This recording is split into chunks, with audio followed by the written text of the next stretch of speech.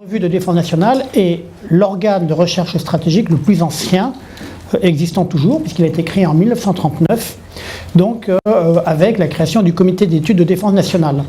Au même moment ont été créés le centre des hautes études de défense nationale, qui donnera après la guerre naissance au CHEM et à l'IHEDN. Donc voilà, ces outils ont été mis en place à une époque où aujourd'hui on pourrait croire que la pensée stratégique était contrainte. Alors, la revue Défense nationale, bien que je sois effectivement en uniforme, ne dépend pas du ministère de la Défense. Et je tiens à souligner la totale liberté rédactionnelle que j'ai en tant que rédacteur en chef de la revue Défense nationale. Il n'y a aucun contrôle, ni a priori ni a posteriori, par le ministère de la Défense. Mais il se trouve que, et c'est important que vous le sachiez, la revue Défense nationale, c'est 5 personnels, 4 détachés du ministère de la Défense, donc qui travaillent sur les aspects techniques de production, et 2 salariés de la revue Défense nationale, donc qui sont rémunérés par le chiffre d'affaires que je fais.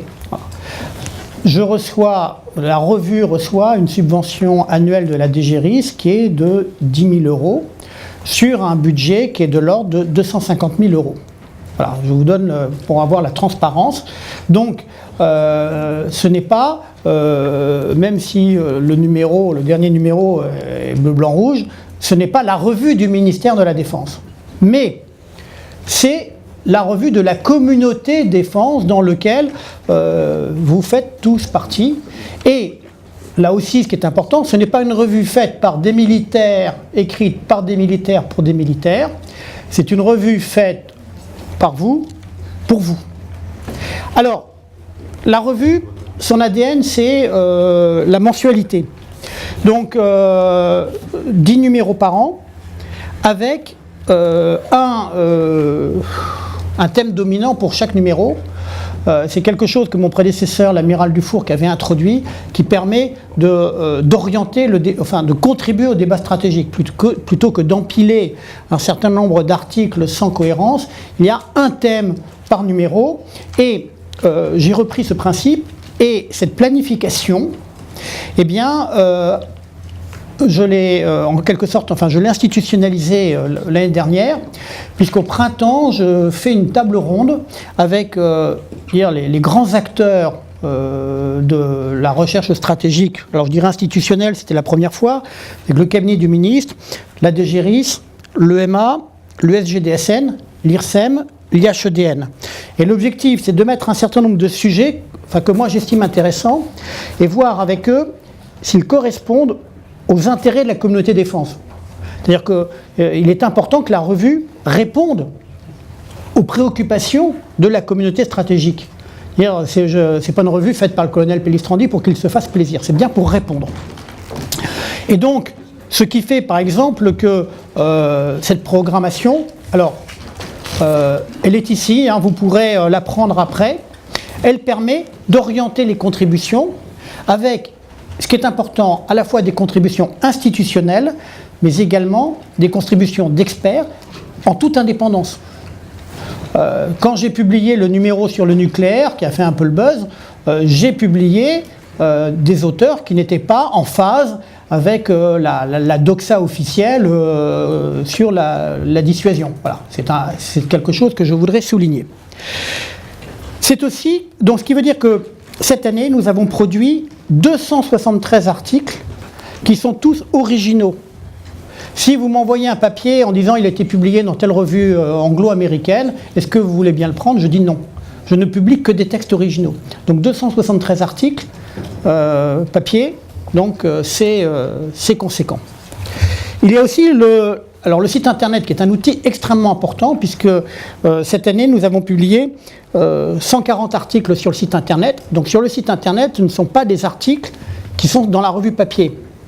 Mais par exemple, lorsque les Japonais ont mis en service leur porte-aéronef, j'ai publié un papier que j'avais commandé au CESM sur l'apport du porte-aéronef au niveau stratégique.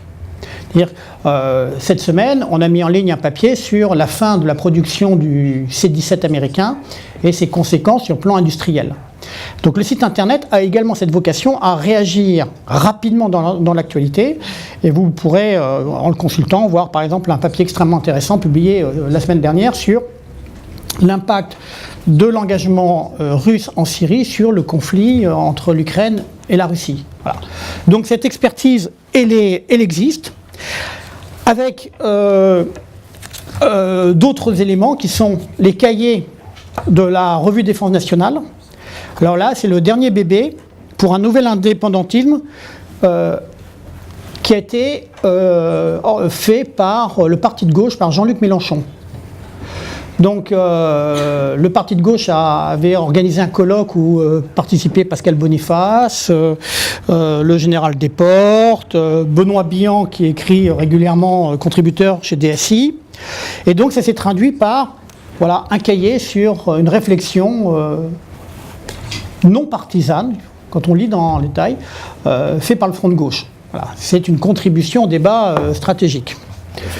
Alors, autres éléments qui sont importants, ce sont donc, je vous le dis, les cahiers.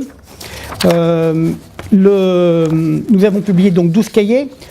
Par exemple, l'un des derniers cahiers qui a été mis en ligne, c'est la Chine dans la Revue Défense Nationale depuis 2 ans.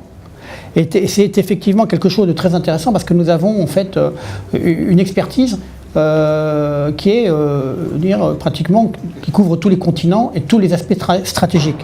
Et je suis en mesure de produire rapidement des dossiers et certains organismes ou certaines personnalités souvent nous demandent qu'est-ce que vous avez produit les 2 dernières années sur tel sujet. Et ce qui est extrêmement utile. Alors, autre élément qui est également essentiel pour la revue, c'est qui peut publier. Alors je dirais que ça ne va pas de 7 à 77 ans, mais en gros ça va de l'étudiant en Master 2 jusqu'à l'expert de très haut niveau, jusqu'au ministre de la Défense. Voilà. Ce que je veux dire par là, c'est que c'est celui qui fait le contrôle, c'est moi.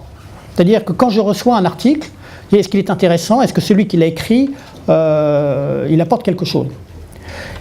Nous venons de créer un comité de rédaction qui est présidé par l'ambassadeur d'Aboville, avec un certain nombre de personnalités, dont certains qui sont intervenus ce matin, qui sont dans la salle. L'objectif étant effectivement, là encore, de consolider la qualité de la revue. Par contre, nous ne voulons pas transformer la revue en revue scientifique, avec notamment du peer-to-peer review. Pourquoi? Parce que le rythme mensuel est infernal pour ceux qui produisent des revues, et qu'il est extrêmement important de pouvoir coller à l'actualité. Et puis ensuite, parce qu'effectivement, quand le délégué général à l'armement m'envoie sa contribution sur la recherche stratégique, vous comprendrez aisément qu'il est hors de question que je le soumette, entre guillemets, à un comité de censure. Il y a aussi, et c'est quelque chose de très intéressant, c'est que la RDN est redevenue le lieu où l'institutionnel de haut niveau va s'exprimer. Mais ça ne veut pas dire qu'il n'y a que l'institutionnel de haut niveau qui s'exprime. Mais c'est important, c'est-à-dire que par exemple, puisque nous parlons de recherche stratégique, donc le numéro du mois de décembre, eh bien, vous avez un panorama complet sur la question. Voilà, donc ce qui veut dire que pour ce qui nous concerne aujourd'hui, la revue est par nature le lieu où vous pouvez vous exprimer et apporter vos contributions. Je publierai quasi systématiquement, sauf quand il y a de mauvais papiers. Là, effectivement, je ne publie pas n'importe quoi, mais vous pouvez le faire avec soit la revue papier, soit la revue Internet. Voilà, donc la revue est un acteur. Elle dispose aussi d'archives qui sont exceptionnelles, parce que 76 ans d'archives, tout ce qui a été écrit sur la dissuasion nucléaire, tout ce qui a été écrit sur un certain nombre de sujets, on le trouve dans la revue. Et donc c'est aussi à la disposition des chercheurs pour aller, et pas uniquement sur un point de vue historique, mais pour aller chercher sur certains, même sur certains problèmes contemporains, il y a des textes extrêmement intéressants qui peuvent être consultés, qui peuvent être utilisés. Voilà. Alors, la prochaine étape pour la revue, c'est outre la mise en place de ce comité de rédaction qui a été acté, qui entre en fonctionnement à compter du 1er janvier, c'est l'amélioration du site internet, car nous considérons qu'effectivement il faut qu'il y ait la parité entre le papier, l'internet, et surtout l'ancrage de la RDN dans le pôle école militaire. C'est extrêmement important, c'est-à-dire qu'il y a la nécessité de favoriser la synergie entre les organismes de l'école militaire, IRSEM, les organismes de formation, de réflexion, et aussi avec les industriels, les think tanks qui ont toute leur place dans la revue. Donc quand vous avez effectivement besoin de vous exprimer, la revue est à votre disposition. Voilà,